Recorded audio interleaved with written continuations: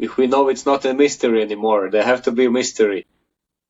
In Native American tribes, they have Wakantanka. It's the great mystery. It's one of the almost the goddess. It's above the gods. It's the great mystery, something that you don't know. It's always here, of course. Without that, I mean, life wouldn't be life. I love to come back to my body by singing. It's just a big resource for me and help me to feel myself, the vibrations inside my body, and it's I know it nurtures me.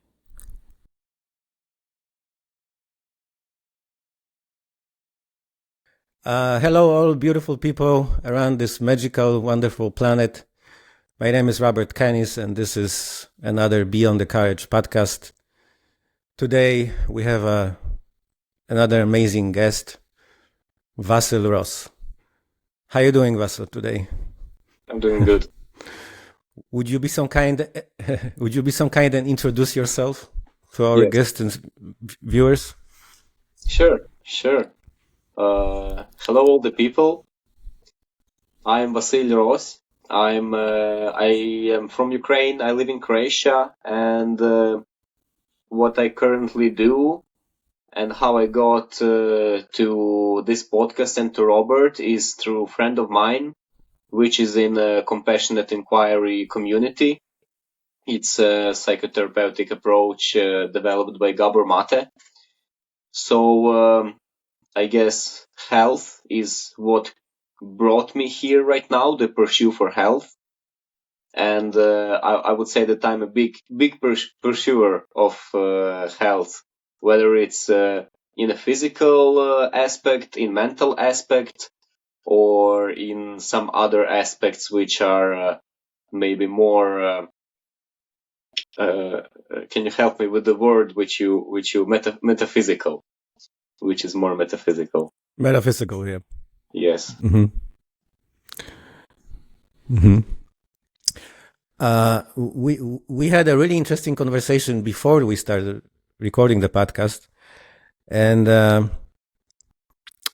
which I really appreciate. I'm very grateful for it.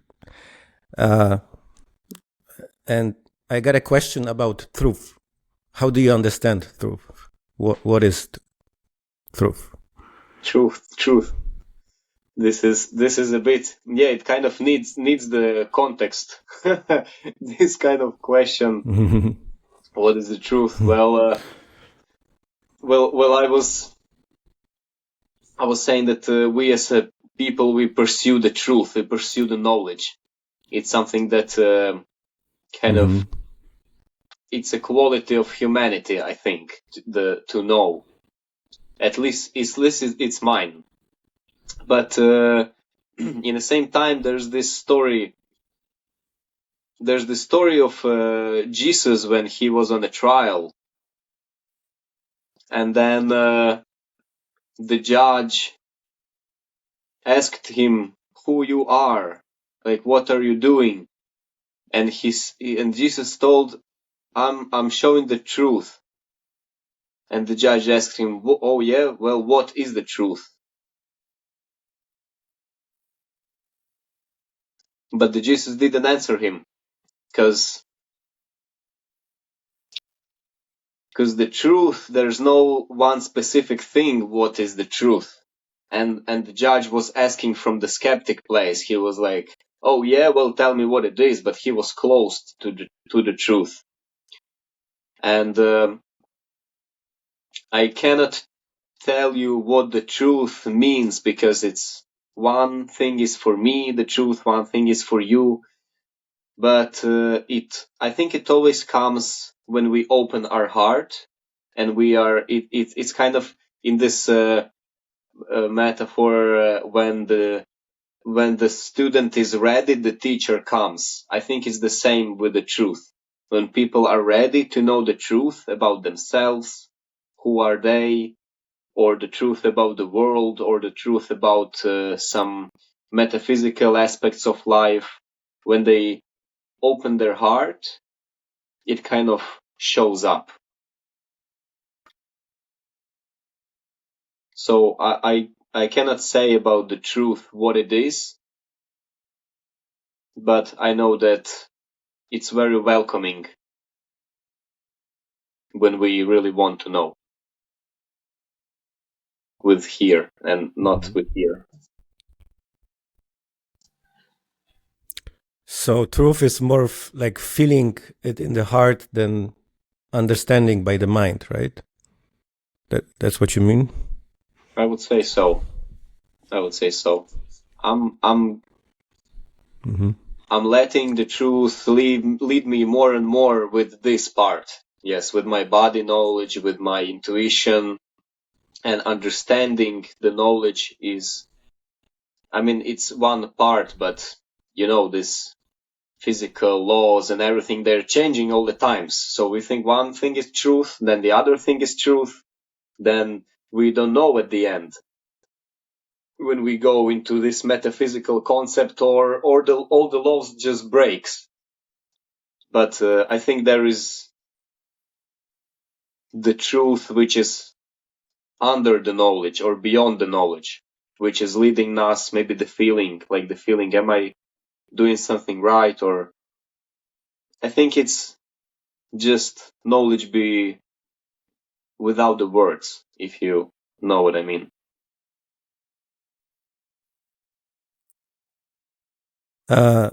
Is there anything within you are absolutely certain of? Are you absolutely sure about something that's something? It could be a belief, or could be an idea, could be a thought that you don't have doubt about it. Well, what came for me first is that I always doubt. Whether it's like if I'm dreaming, if I'm not dreaming, is this all everything real, or are the people aliens? I remember those thoughts from, I don't know, when I was 4 years old or 5.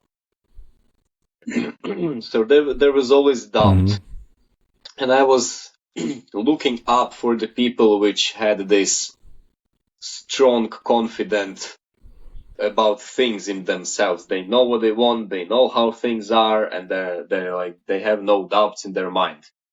I was always more flexible, and it brings me some flexibility and open-mindedness. In the same time, it plays with my power, because when you're certain in something, then the power comes from there.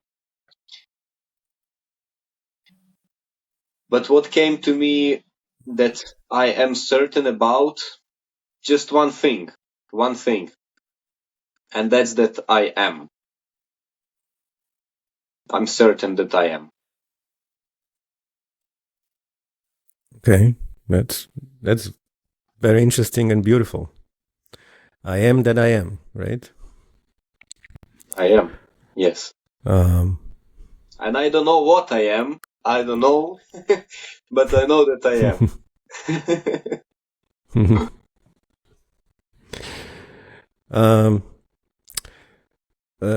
Like we speak before recording the podcast, you mentioned that you have a very holistic approach to life.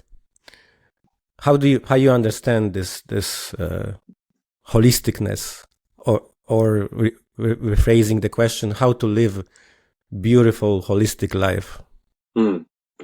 How to live? Yeah, I understand it as comprehensive.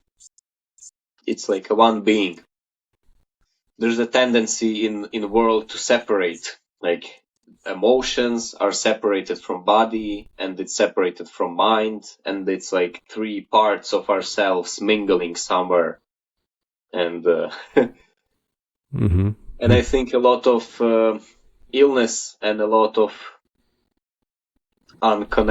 disconnection comes from disconnection of our parts of ourselves.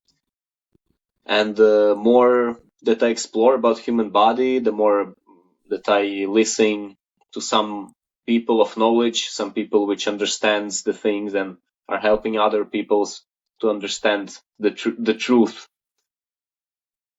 the more it all starts to connect, and I really see how it works. It's not just theory or something, but it's here. It's when we don't listen to our thoughts, the negative emotions comes up, and if we don't listen to that, then the body starts to react, and probably some disease is gonna happen. Or if we get tired or physically bad, then the emotion is gonna be negative, and the thoughts are gonna be also negative. So I just see it as one package. It's like the nervous system and the muscular system and the brain and everything. It's one body. It's not physical body, emotional body, mental body. It's all one body. And when I see about what I think about living fulfilled and living happy and like celebrating the life and the body, it just takes all of that in equation. Emotions, physical needs, emotional needs, mental needs. So I guess I'm learning and teaching other people how to listen to what's happening here inside of them, because there is the knowledge. And there's the wisdom. Maybe knowledge is here, but the wisdom is here inside the body. And actually, we just have to listen to what it says inside and feel what's happening inside. And if we don't resist, it's gonna lead us to fulfillment, to happiness, to celebration. Mm-hmm. Yeah, you mentioned the word celebration. Beyond the courage, this creation is about celebrating life, but also about celebrating our guests. How would you like to be celebrated today in this conversation? Well, I am In already this celebrating. interconnectedness between us. Yes, yes, I'm already celebrating. I don't know, maybe something pops up to my mind. It's definitely not happy birthday. This was a birthday gift from my colleague to me, but I don't want anybody to think. I already feel like this is a celebration to me, because this is something somewhat new experience. And just because having this new experience of something that I'm interested in and being able to express, to show up as I am, and being enough with that, being good with that, being appreciated with that, for me that's already what means celebration. It's appreciation for the things as they are. So right now you're appreciating me as I am, so I'm celebrating already. Awesome. I love to hear it. And we also talked before about being free. Would you be some kind and elaborate of on the art of choosing? That's how you beautifully put it, right? Mm-hmm. The art of choosing. Mm-hmm. The art of choosing, yes. It's something that God gave people free will, the freedom to choose. And we see what we are doing with it today. A lot of things. A lot of stupid things and a lot of great things. And I think that it is art. It's art to choose. It's art to choose what's best for us, what's best for all the people, for all the world.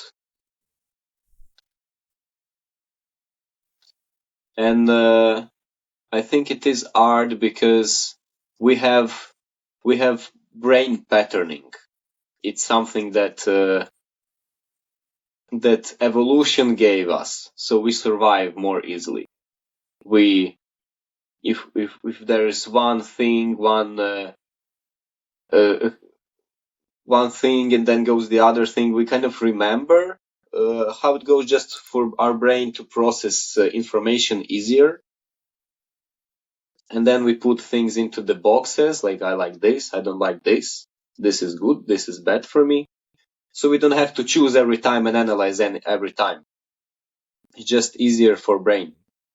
And that's how we develop addictions. But addictions is not only of addiction of substance, it's also addiction of behavior. That's So very interesting.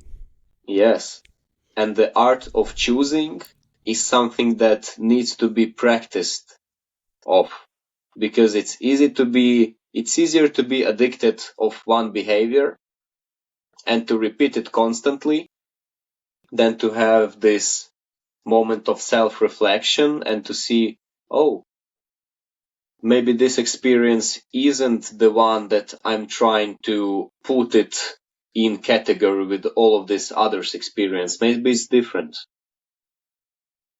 I wonder why I thought it's one of those. And then when this process of self-analysis and self-mirroring starts, we are already artists of choosing, artists of being free, of not being slaves to our own patterning and addictions of behavior. And I think this is something that brings people to new level of evolution, this art of choosing and freedom. Yes. If God gave us freedom to choose, then when we're practicing it, something which God gave us, then we're becoming closer to God. Do you know any efficient way to transcend addictions? Addictions could be anything. Like we are, for example, we are addicted to thinking, right? Yes. And sometimes that thinking is pulling us to some really challenging situations, depressions, and stuff like this. Yes. I'm not sure if it's the thinking that we are addicted to, but you can say also to thinking. Yes, you can say to thinking.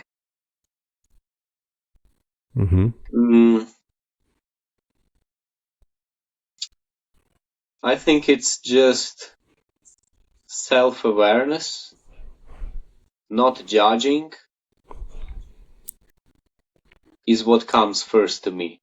Because I know from my journey with addictions, I had some substance addictions. I still fall there sometimes, and then I get up. But on this journey of being addicted and reflecting and trying to become free of it, I really do have some, I think, knowledge, wisdom, experience of what functions and what doesn't function. So I can share that from my experience. When it's in the process of addiction, you can not use the substance. It's called abstinence, but it doesn't mean that you're free. You can still be addicted to something, but just restrain yourself and not use. And then if it comes from the place of judgment, I shouldn't use because it's bad for me, because and then mind again, and we're restricting ourselves. It's just not going to work. It takes tremendous amount of energy and of will to just restrain yourself all the time, not use. But what comes to me, what I found out as helping way, like to break free, it's again about freedom from addiction, to think or to behave a certain way or to use something, whether it's substance or sex or maybe, I don't know, food or whatever addictions can be. It is just to understand it, to come to it with compassion, to see it with compassionate eyes, and try to wonder, oh, what you're trying to get here, what you're getting from there. And then when it's no judgment, and then when it's no when there's a compassion present, it kind of opens up, and then we help it to open up, and then we can see what's inside of that addiction. And you know what's inside? There's need to be loved, there's need to love, and there are things which we are just trying to fulfill with those addictions. But if we address the root, there's a possibility for freedom and for change. That's how I see it. It's very interesting. It's a pretty complex subject, right? Addictions are complex. Yeah. So basically, what you're saying is better to show yourself a compassion instead of using enormous amount of energy to restrain from that, whatever it is, right? Yes, it's always better to use compassion. Mm-hmm. It's just, you can feel it on your body. When you imagine yourself in this moment just being compassionate to yourself and just accept yourself as you are. And you can also put hand on some place where your body needs it. You can feel your body relax. It's feeling more safe. And when it feels more safe, then the change can happen. You can look it as a children work. If you give a compassion to children, to the child, it's gonna be melting and honest with you, and it's gonna soften. You will see on the body it's soft. But if you judge somebody, if you judge the child, it's gonna get tense, and there's no change. It's like a wood. When it's soft, you can bend it, but if it's hard, it's gonna break. Yep. Compassion is always the way.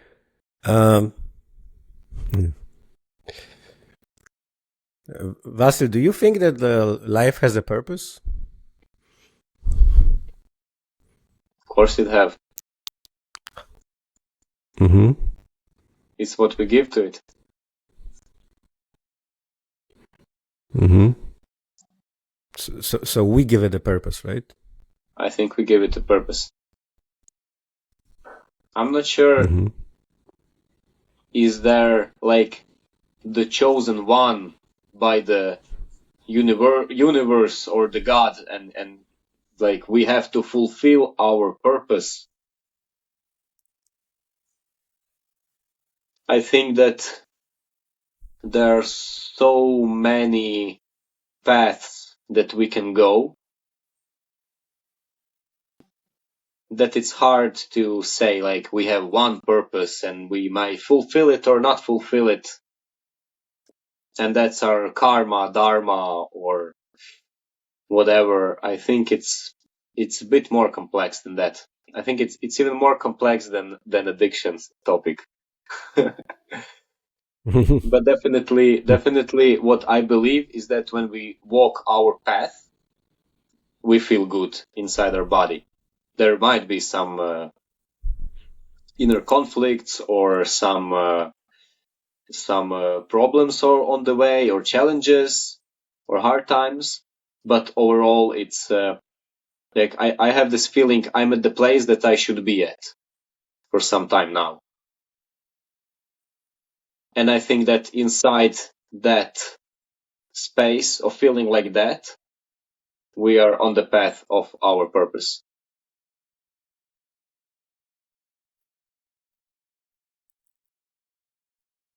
And do you think that life should stay a mystery, or it would be a good idea uh, to know that mystery?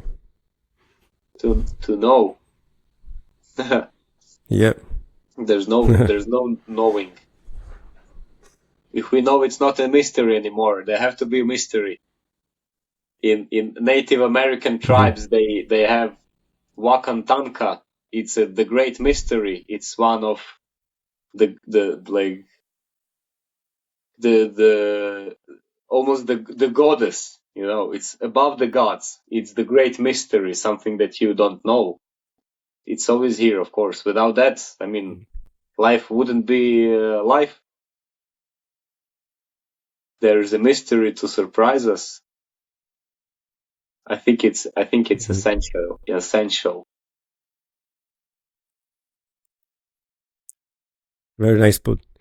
So you do a lot of compassion inquiry. Uh, can you tell us a little bit more about it? Hmm. I can tell you about compassionate inquiry.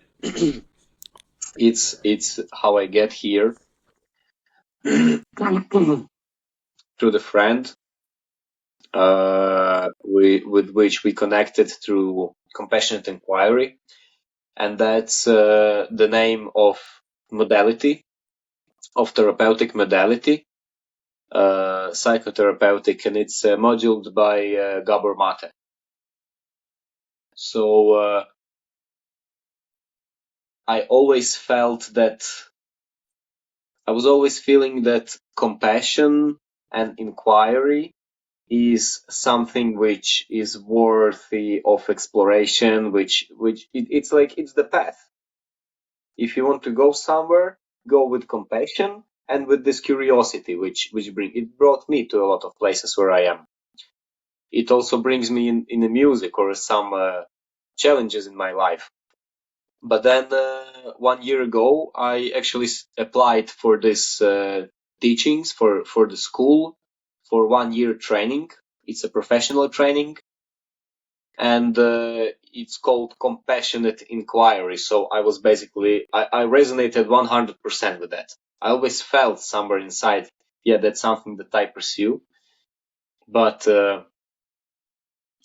that was whole new level, and it's moduled by Gabor Mate, who is a therapist, is a family physician, and also he had 40 years of practice, and he was working a lot with addictions, with heavy cases, and the way he managed to stay compassionate and curious about things.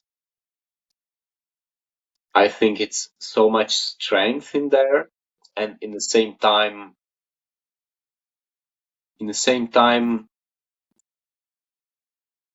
what I like about this approach is that it brings some of metaphysical, it brings the science that we have, it put it all together, it helps you understand the truth, it helps you to go under your masks of behaviors and to see what's really inside you, which core belief are you acting from in different situation in your life. And it helps you to hold on to your inner child, your inner emotions, the things which are happening, to be more compassionate and curious about yourself, which, as we talked, it's just relaxing the body. It's helping the flow of energy to flow through us, rather than trying to fix, trying to do something otherwise than we are, because this is bad and that is bad, or some kinds of coaching when it's trying to fix problems, or I mean some kind of therapist also trying to fix the inner problems. But I just see it's something that we kind of talked about in addiction. We're trying to fix something. We're subsiding ourselves from that kind of behavior or substance, but it just creates some tension, and one time eruption happens. So I would say this is a soft approach, but it digs really deep, and then it leaves you with a lot of knowledge about yourself, a lot of wisdom, and connection to intuition. I think it's most important. That's also very interesting. And how do you understand the concept of ego? I don't understand it We fully. use that word. Yeah, we We use that use word that a word lot. a lot in our culture. We do use it a lot. And I must admit, Mhm. I don't understand it completely. But I think it's just one layer of ourselves. Like, there are a lot of layers. And it's something that one friend told me that I just had a conversation about it a few days ago with a colleague of mine. And he told it, which I resonated with, that ego is this core of ourselves, that we act from, that we make our decisions from, is this completion of our beliefs, of our needs, of our moral beliefs, and it kind of makes us who we are. And he said that it's the center. But I didn't reply to him, but I kind of knew that when we peel off that layer of onion, there's also somewhere under ego, something which is just presence, and it's not, and something which is not slave to ego, something which have free will. Or maybe it's just it's hard for me to talk about that part of ourselves, because I haven't been meditating a lot on that topic, but I know that it's just pure presence, and I feel that in that space there is no ego. There's just being, there's just accepting, and it's like a childish state of just no thoughts. But ego is here, I think it's to help us to navigate through life.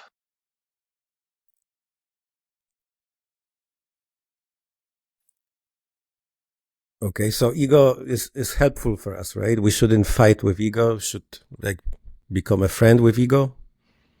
We definitely should become friends with our ego and with our mind, because that's part of ourselves. And if we try to fight our ego or something, that we're just fighting the part of ourselves, which, I mean, then we make a battlefield in ourselves, and then it's gonna come out if some disorder, mental or physical disorder or whatever. But it's important to know what ego is, and there is this border of not fighting it, but also not being slave to it. It's like a car, I think it's like a car, or if some tool that we have. we can use it in some situations where it's helpful. But then if it just drives itself and we are the passenger, then it's not going to end very well every time. But it's definitely a tool. Got it. Maybe I would like to talk about what does it mean to be safe, and why is that something that I appreciate. What does safety mean in my life?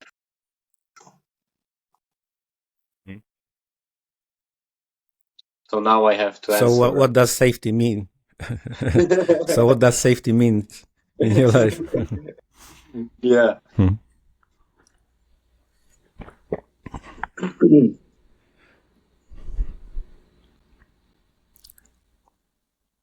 Just as this question arose, I felt my body relax.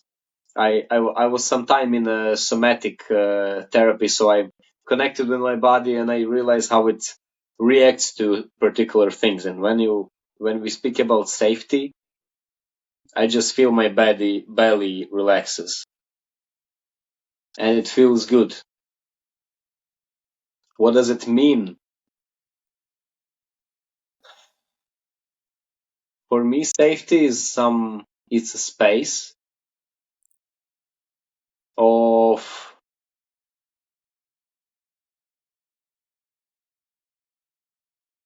being met, of being understood.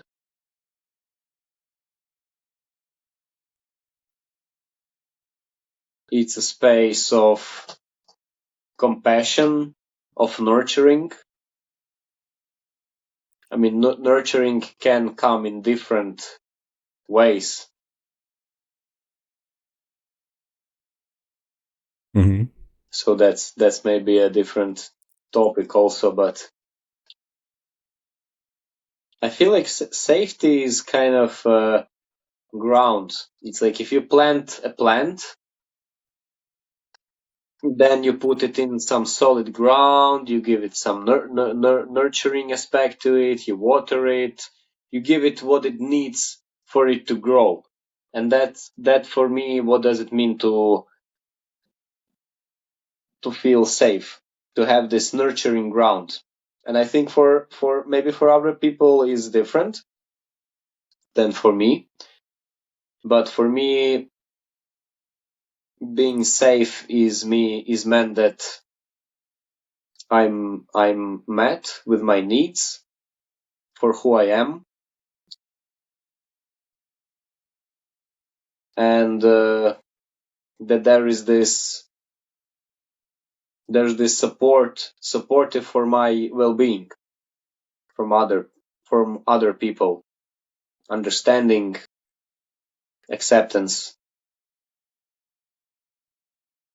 and then it's like the solid ground, and from that place I feel like I can grow. It's very natural thing to grow when I don't have to fight some things, when I don't have some people grow through fighting. I also grew up through fighting, but I think that growing from safe space, from nurturing, I mean, I do wonder where that brings one person.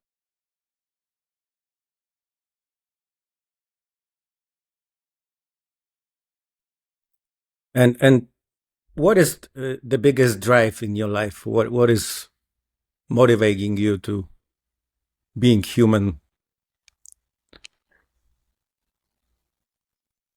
To being human.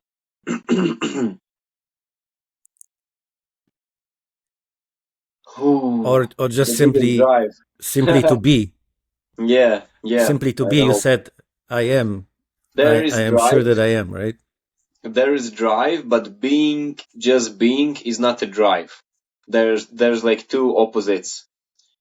One is a drive, And I think that's a drive for connection, and there's a drive for, I think for connection, for human connection. And why? I don't know. Is it natural, or is it my trauma of childhood, which were like lack of that connection, and then I'm pursuing that. There's my drive. I want to get that.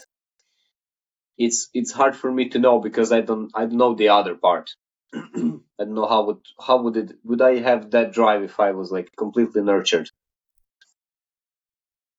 And that connection comes in different ways.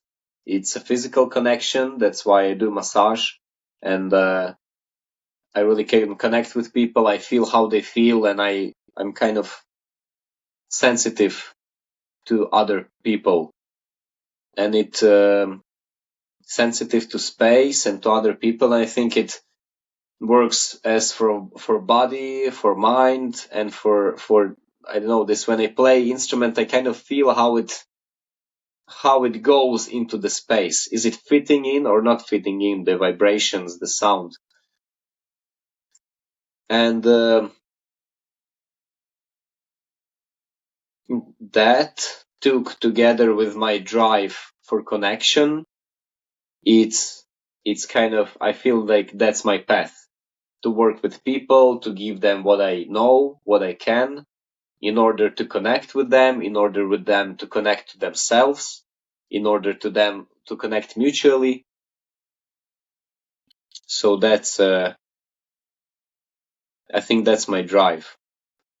But there's also other part which I said is under the ego, and it's just some moments today. For example, I had this moment outside. I sat and I just said, "Oh, I love autumn," and leaves were playing music, and I was just listening, and there was no drive there. There was just pure being. And for some time I was sitting there, and I sometimes think, well, if I could be in this state for all the time, that would be, I can live life like that, yes. I can live life like that. So what is blocking you? What is preventing to live life like that all the time? I don't know. That's a good question. I don't know. It's a good question. What's preventing me? I guess I will find out one day. Maybe it's a drive. It's a mind. That's a very complex thing to answer. What's preventing me? I guess I'm on my way to find out, but on my way I'm not putting those experiences of just being aside. I just let life as it be. Maybe it's purpose. I don't know. Could be. Could be. How do you understand courage? We name this creation, this podcast, Beyond the Courage. Mm-hmm. How to go beyond the courage? Beyond the courage. I don't know, why would we go beyond the courage? Why wouldn't we go with the courage? Beyond. That's a good question. Yeah. Beyond, for me, it just, I hear it like we should go beyond something because we kind of we are better than that. It's how it's in my head. I know what was I would like to hear what's your interpretation of beyond the courage. Mm-hmm. Well, beyond, it's a very provocative word, and I think a lot of people like that word, going beyond. With this creation, we want to go beyond of the beyond, whatever it means, wherever it leads us. It's that beyond is a drive for us. We don't want to be better than anyone. There's no competition needed. It's just a very provocative and very motivating word. we want to focus on empathy and sharing love, and that beyond reflects for me to magic. Do you believe in magic? I think we call magic something that we don't understand yet. 100 years ago, yeah, exactly. The physics we don't light was understand. magic, Wi-Fi was magic, Bluetooth, cars, everything we have now is magic. So in 100 years we will see magic, we will understand. But Yeah, I and you really like this mentioned, beyond the courage now. If I just can relate to how now I understand it. I had a picture in my mind, like there's a horizon, and it's like the courage, and then we kind of, if we go there, and everything which we have to touch the courage to go for what you talk about, compassion, and sometimes it's forgiveness, and this nurturing, and society which is which is dedicated one to each other and to the truth. But first we need to take courage. Yeah. yeah, like you mentioned about that compassion inquiry school of Gabor Mate. Like our parents, grandparents, they didn't have tools and places and spaces like this to share knowledge and to grow. My dad told me when he was young, showing compassion to someone was perceived as a weakness. Hmm. That was completely, opposite that we try to incorporate right now. Hmm. We have all those beautiful tools, like psychedelics and podcasting, and there is access to information right now everywhere, and that's probably the vector of beyond. There's so many people who want to go beyond right now. But by beyond, I mean it's a beautiful evolution, right? We can stay on the bright side and share what we feel deeply in our hearts and help others, and that could be that beyond the courage, that drive. Yeah. To It to depends how to you be take the word open-minded courage. and to talk about. Yeah, we can also talk about our weaknesses, and we can ask for the support nowadays. Just ask the universe, please help me with this or that, right? Hmm. When I was building a Beyond the Courage team, I simply asked the universe for help, and the universe responded in such a magical and amazing way, which I'm superbly grateful for. And have you ever asked for help with the universe, some Hmm. higher power, or? Yeah. I ask higher power, and I ask also my friends and people, and it's a big shift in my path when I started to ask for help from the universe. I'm not sure if that's. I'm not sure I know how to ask. I think that universe is responding on a bit different level if you ask for help from the place that, please, I need something because I don't have it. It's gonna hear you in a bit different way. Like, oh yeah, I hear you don't have it. There you go. Like, so I think it's kind of, it gives us what we are sending to it right now, more and more. But friends and people, they can hear us in a way. If we say, I don't have something, please help me in that or that way, they can actually support you and be comforting. that was a big part in my life. I think that's why I started the men's circles in the first place, because I needed that kind of support.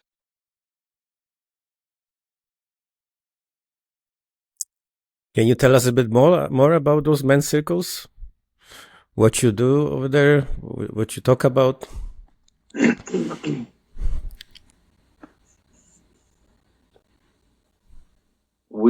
As I do it, there are a lot of modalities how to do it, but as I do it, we go for the archetypes, for the male archetypes.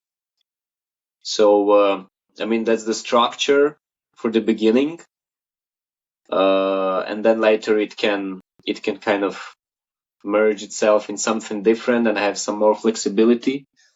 But for beginning, we were going for the circle of lover, which is sharing the emotions and sharing how we feel and what's present right now. Then is the circle of warrior, which is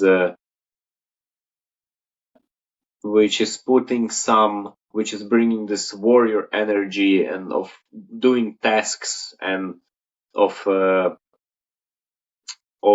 just I don't know, maybe some workout, or bringing physical energy, bringing this force, confidence. And usually it was about having a task and completing it until the next meeting. Then was the circle of mage,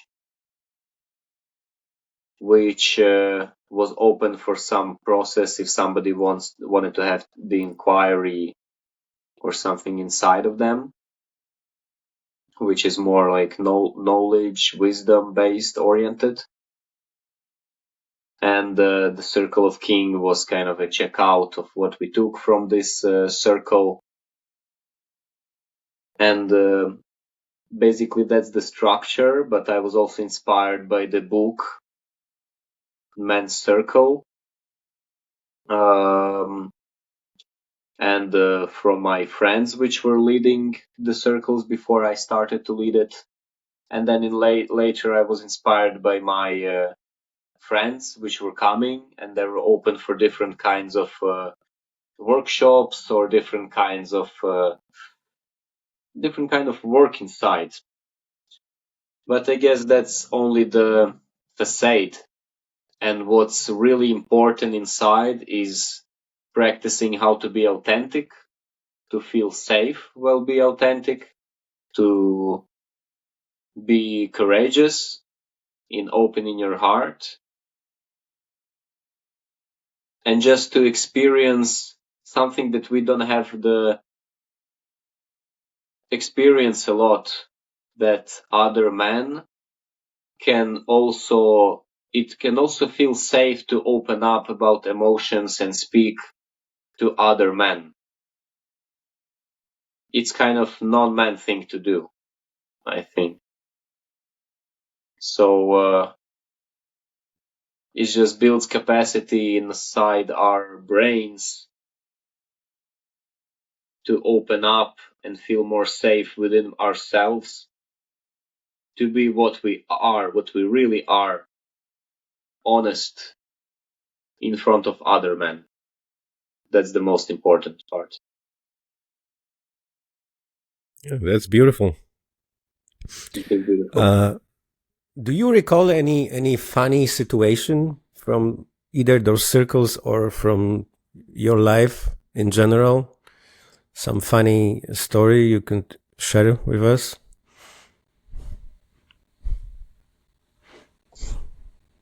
My girlfriend, she likes to say that I'm not funny, that I don't make jokes. So right now I understand what she means, because when you ask, I just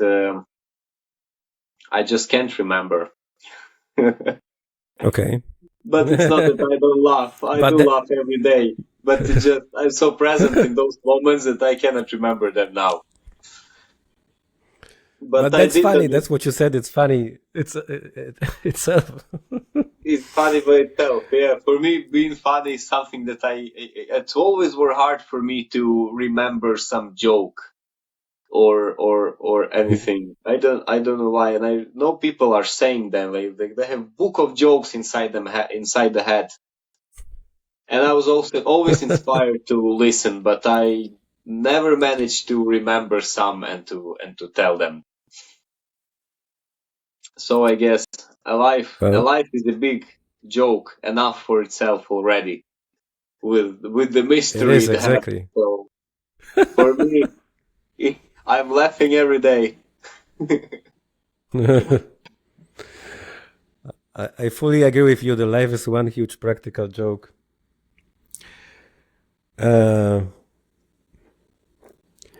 So, how do you see the future of consciousness of humanity?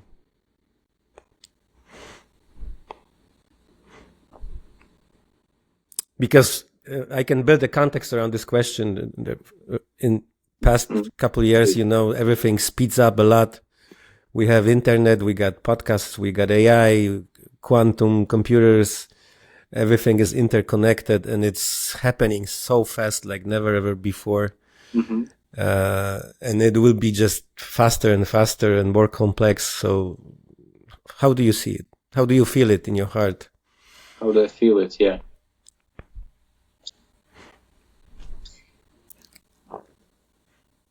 It's hard for me to have a vision of it, because really the future is something which is in the great mystery space.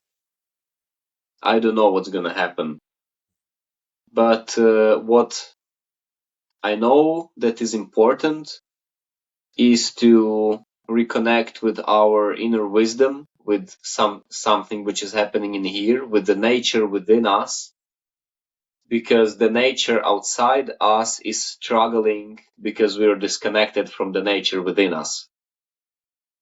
And if there would be something that I think that's important for our future, mutual future as civilization, is to connect with ourselves, to know what's happening here.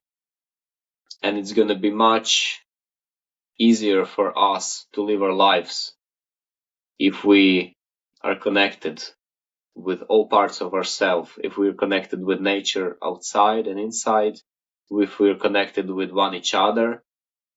And those things they're like naturally coming together when we start on that path, on the journey of reconnecting. Some people call it intuition, some people call it wisdom, some people call it body, some people call it energy. But I think anyone who experienced that, he know what I'm talking about. And if there's anybody who don't know what I'm talking about, I recommend you to speak with somebody who does. Because that's something that the planet Earth is suffering, and we as civilization are suffering right now because of we're connected to our minds more than to our bodies. I think that's the future. That's the future, or there's no future. That's the only future. As rough as it sounds. How would you paint or draw infinity?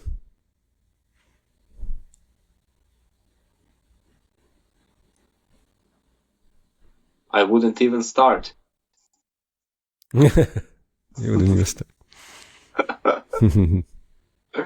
Yeah, When you think about definitely infinity, not that time. Not that fun. yeah. If you think about infinity, what is the first thing that pop up to your mind? I did have a thought when you said how would I do it, but I just thought I just saw a paper, a Canva, and it's just there. It's already infinite. So Beautiful. for me, there's no, painting. I cannot paint infinity. I just can paint within infinity, which is already happening right here. It's the time, and everything which is alive is already infinity. So I'm already painting it just by my existing and singing here and there. uh, and what is the biggest ethical dilemma within you? Do you have any ethical Ethical, dilemmas? ethical dilemmas. Yeah, I guess, there are a lot of advertisements right now on in the world on YouTube or something, and then I got to some which have like help children in Gaza, help children here and there in Africa and Ukraine and all parts of the world, like everybody's struggling. And then I have this dilemma: I can help, and in the same time, I don't want to. Mhm. Or is it like I cannot help everyone? So I think it's the dilemma within me that wish to help, in the same time it's clashing with the thought I cannot help everyone. And I know it's gonna keep coming and coming and coming. So I guess that's something which is it's putting kind of a stroke in my body, and I don't know what's the is there gonna be anytime soon, or is there gonna be this relief within me that I helped people, I helped everybody that I could. There's always feeling that I can help more, and there's always feeling that I'm helpless in the revenue of everything which is happening in the world, all the struggle and all the pain. So what I came to, like my place that I'm right now, is I'm compassionate. I feel the pain. I understand that I cannot help anyone. I'm helping myself the most and the people around me. And I'm sad that I cannot help everyone.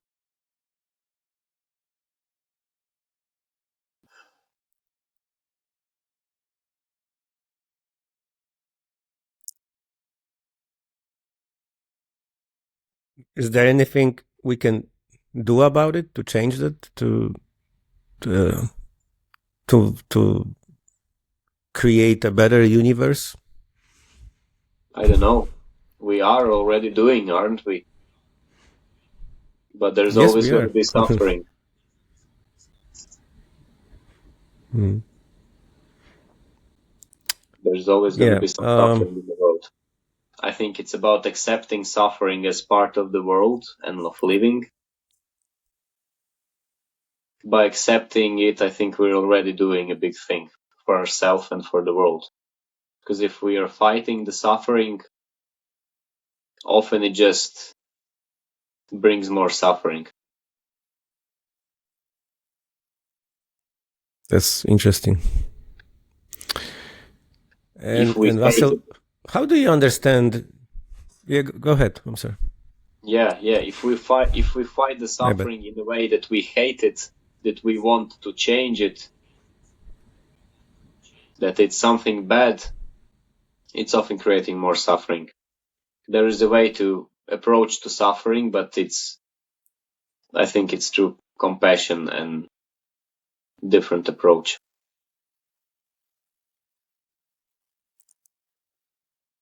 Do you think that suffering is a tool for evolution? Oh, definitely. Mm-hmm. Though I was speaking about safety and how I would like to evolve in safe environment, but I think suffering have the point why it's here. I think it's a big learning lesson for everybody. Through suffering often leads us to find the truth. Yeah, I to don't know if it's transcend whatever we need Or to Lao Tzu transcend. or somebody says people are gonna know the truth and love through God, through love, or through suffering.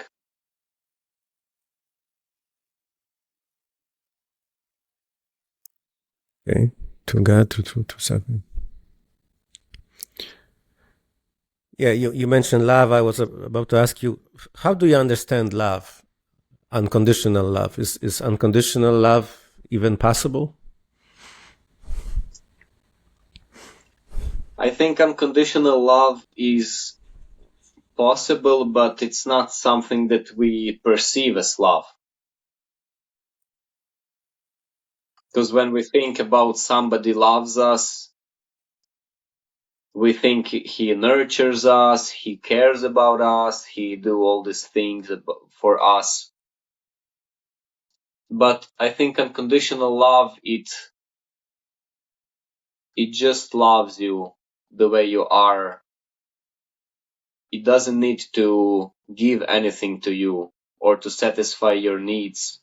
It doesn't need you to know that you're loved, but you're still loved. So I think we kind of have to break free from what we think the love is in sense of relationships if we want to talk about unconditional love, because it's not for the relationships, for romantic relationships.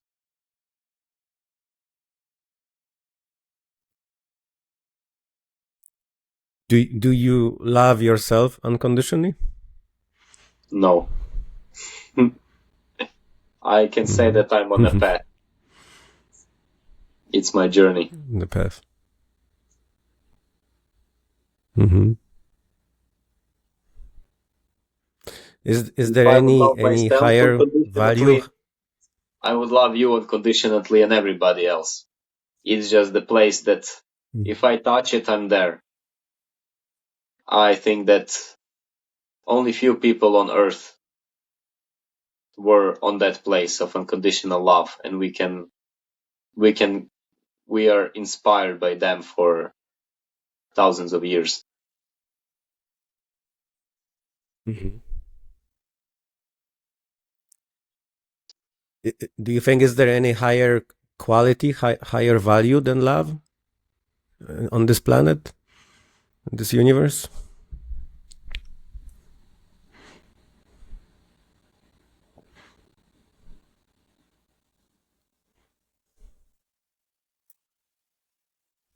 I think love doesn't exclude other values. So it came for me like the truth might be the higher value than love, but if we're speaking about unconditional and universal love, it doesn't exclude anything else. It's just, it, in opposite, it includes everything. So I don't think there is something higher than love, because it's not in that way to be perceived. Is something better or is something worse? It's just, I think it's different.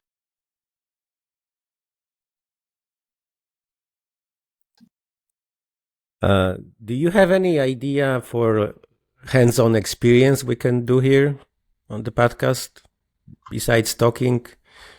When we took a short break, you were singing beautifully. Usually we ask our guests for some kind of a hands-on experience. This is, of course, optional. Mm-hmm. If it's resonating with you, if you get some idea. Mm-hmm. Yeah, I would like, actually, as you mentioned singing, I would like for people who are listening and for you or for me to have this experience of sound, but in different way. Maybe in different way that we are perceiving it until now. When you say that when I say sound, what kind of perception does pops up for you? How do you feel the sound? With what? That's that's a very good question. A very tricky question. But what comes up first for Sound, you? vibration. The vibration comes for you. Mm-hmm. Mm-hmm. But does the ears and come for you? Like you perceive it through hearing? You hear the sound. Yes, we hear the sound. Alan Watts was saying that the outside world and inside world is all the same. It's a oneness, right? I don't. Yeah, I think like I don't understand. This is kind of mental. I think so. yeah. We hear the sound through our ears or bones. Like I have this Bones headset right now, Mm-hmm. and it's vibrating, and sound brings us a lot of joy, calmness, happiness. Mm-hmm. I also love music, like you said, listen a Okay. lot of music. So there's a lot of Yeah. associations that you brought up with the sound. And first, it's interesting Mm-hmm. what you said. First, it's a vibration. I'm not sure if conceptually it is a vibration, but not a lot of people perceive it as a vibration because we are tend to hear the sound, to perceive it without ears, and to interpret it as audio information. But there's also a different part of the sound for which if we are doing, and that's the practical exercise I would like you to explore a little bit now with me. I always love to do this one. It just brings me so much in my body, and I start to explore what's happening inside. So what I would call you to do is to just allow, as you breathe in and breathe out, with some deeper breaths that you would do initially,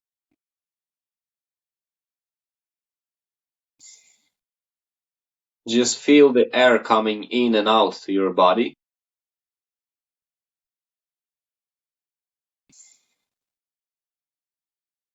and your body moving.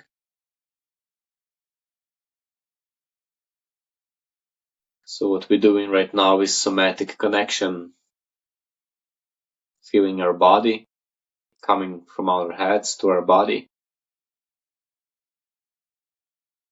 feeling the movement as we breathe. We start to connect with our subconscious because we breathe subconsciously.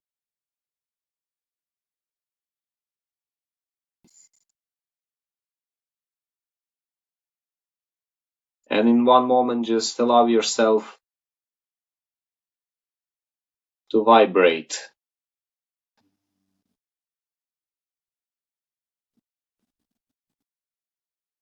to give vibration with your voice. It doesn't have to be loud. It can be just for yourself.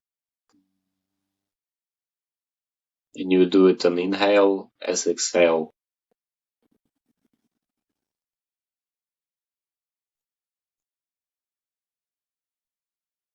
and just feel the vibration. Feel what's happening inside your body, inside your throat, inside your chest.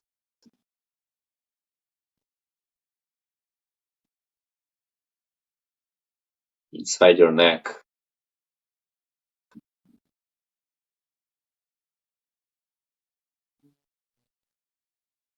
And you can also play with the vibration. You can put it lower in your belly, in your chest, in your throat.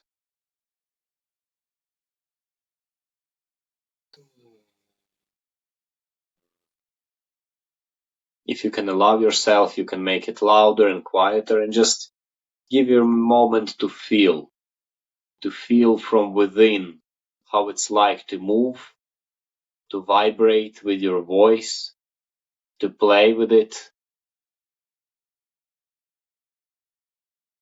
And just experience yourself within for a minute.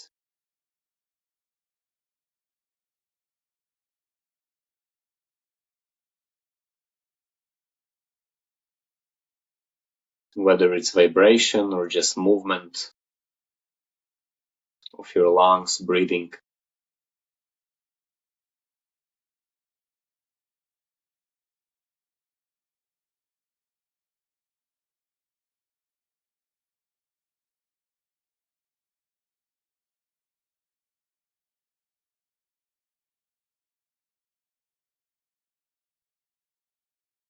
And then slowly bring your awareness back to your chest, to your belly, to the air which you're breathing in and out.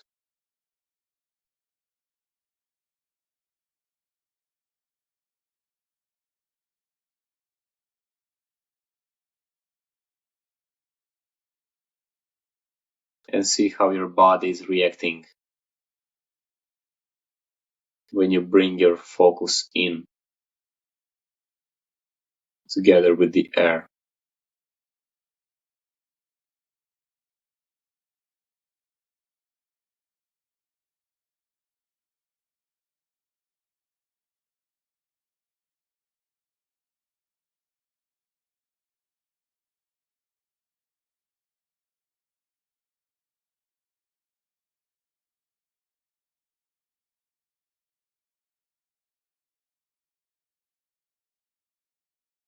And now is a good time to come back. You might want to shake your hands a bit, to touch yourself on your body, on your face.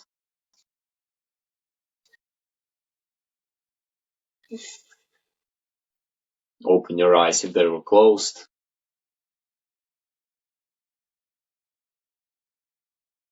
And celebrate yourself for connecting to your body and relaxing for a moment. Thank you. Thank you for sharing that beautiful experience. Thank you. So,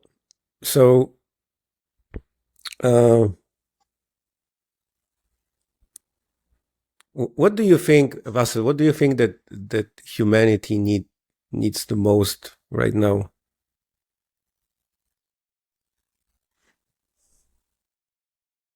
Maybe I can ask you, what do you need mostly right now?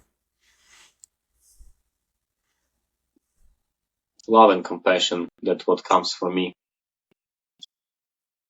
I think that it also stands for the world.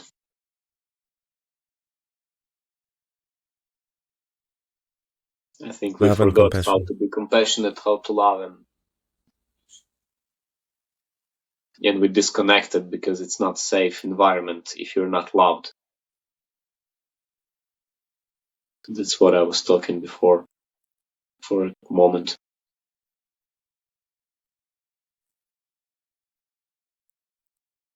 And do you think that we are on the path to fix that right now?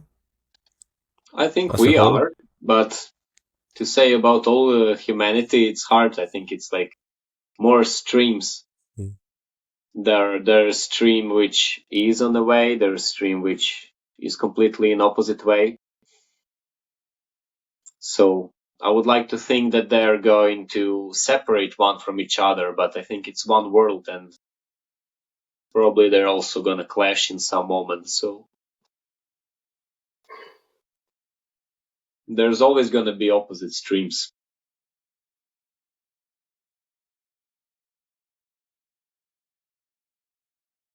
Yes. Uh, what would be your message to young people?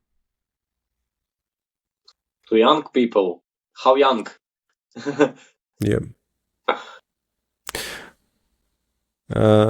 Well, let's say people who are like teenagers in their early 20s. Okay, that's me. Also at the end, at the edge. That's I'm 26, so I guess for me and younger than me. mm-hmm. Yeah.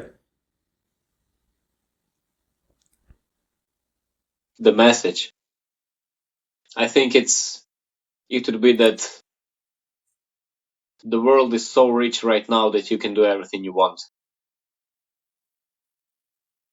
Mm-hmm. There's a place for your dream if you focus on it, if you go for it.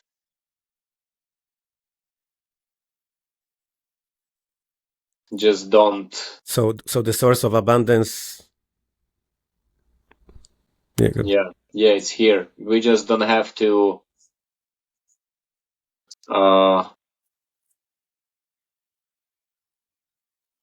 And the most important word just just flies away.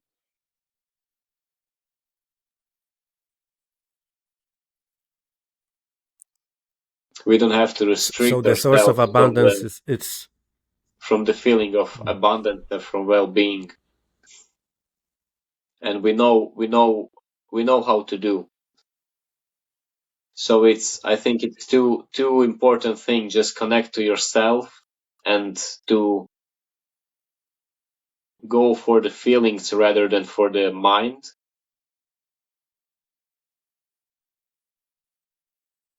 But also know your feelings and know your mind.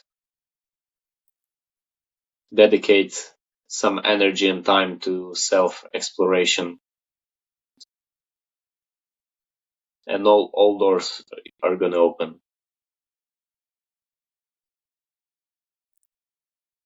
that's a beautifully put.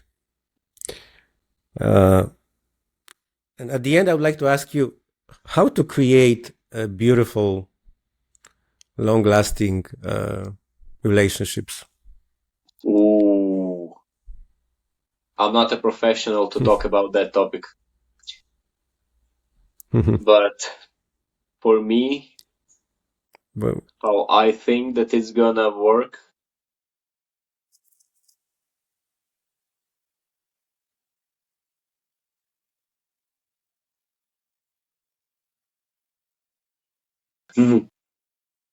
It's a very complex topic for me.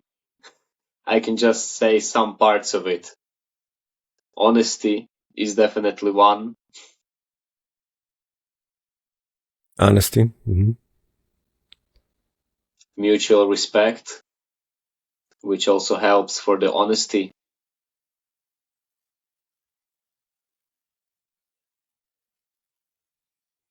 That's beautiful. Honesty, mutual respect.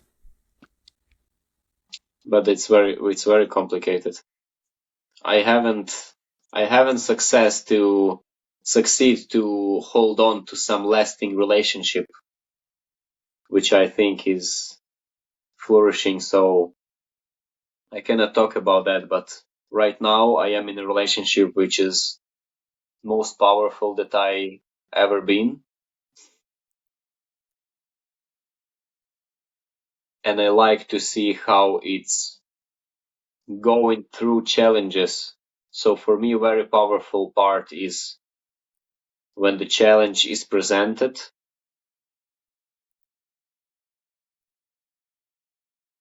not to run away from it, not to see it as something which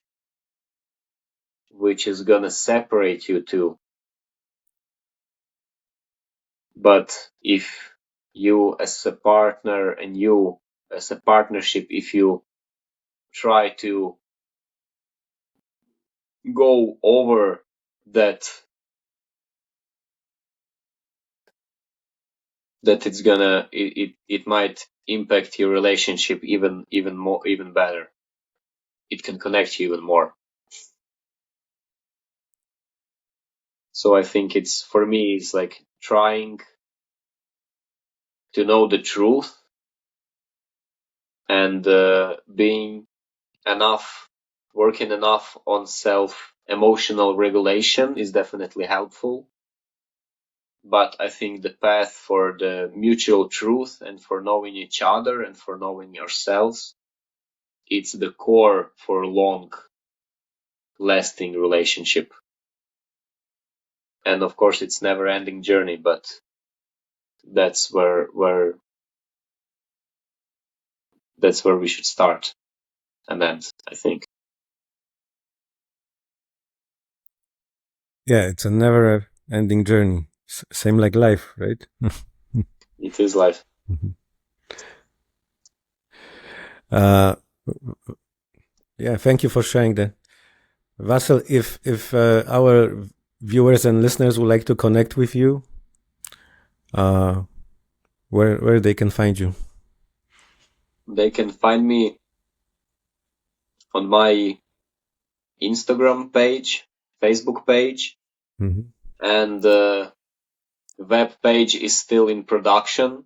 So I would like to refer everybody for Instagram and Facebook. And I'm just by my name and surname. So you can find me easily there. It's Vasyl Ros. And hopefully soon enough, I will have more things to refer. I'm working on it. Yeah. Thank you very much Awesome. for having me on this podcast. It was really a pleasure. It really was. Yeah, thank you for accepting our invitation. Likewise, and we will post links to your social media in the description. Is there anything you would like to add at the end from the core of your heart?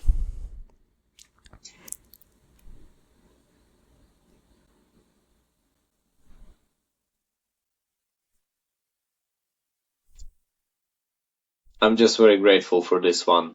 I feel like this is just the place that I had to be to share this knowledge. I also had some insights through what I said.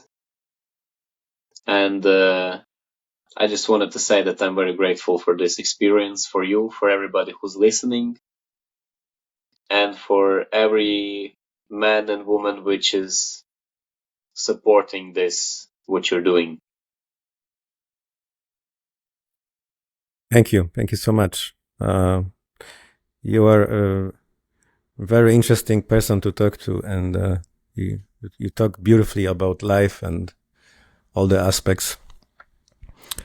Yeah. So we wish you all the best, especially with your relationship right now with your girlfriend. And thank you so much, Vasyl, one more time for doing this.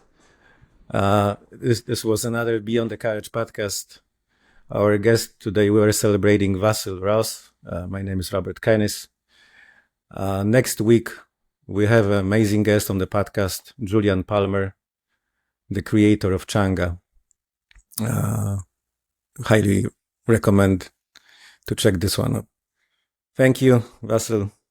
Thank you very much. Sending lots of love. Thank you.